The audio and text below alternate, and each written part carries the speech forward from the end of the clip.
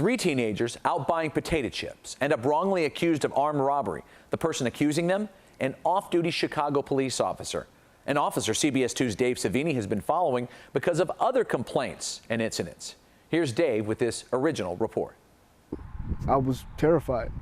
Guns being in our face. Police guns were pointed at these teens suspected of armed robbery at this 7-Eleven. They put a gun right here and it was a gun to the left. But store surveillance footage obtained by the two investigators clearly shows there was no robbery.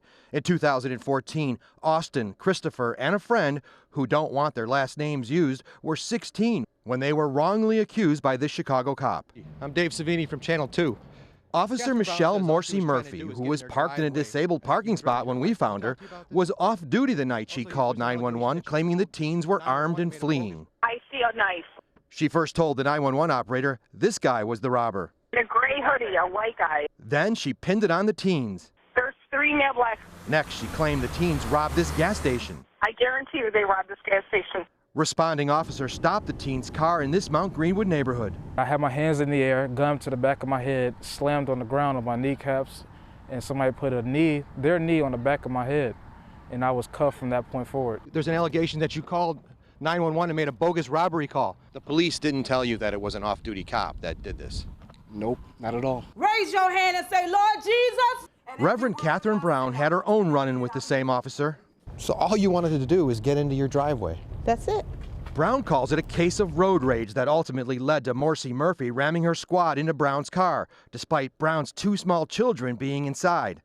Morsi Murphy used pepper spray and pointed her gun at Brown, and other officers dragged her to the ground. Beat me down to my underwear. Because of our investigation, IPRA is now investigating Morsi Murphy for the Brown case.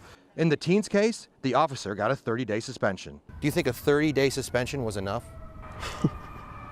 No. She still has a gun. She put us in a ton of danger because all of the officers had their guns out. They were ready to shoot. They were ready to get us. They were ready to, react to an armed robber. Morsi Murphy has had 19 complaints in 10 years, including arresting a woman for felony drug possession. The so-called illegal drug was a prescription for the woman's elderly mother. A wrongful arrest lawsuit against the city by that woman was settled. Catherine Brown has an ongoing legal case over her experience with Morsi Murphy, and the teens are also planning on suing, and the city still not commenting because of the lawsuits that are pending. And as you said, IPRA is looking it over right now. Now they're looking at it. Okay. All right, Dave.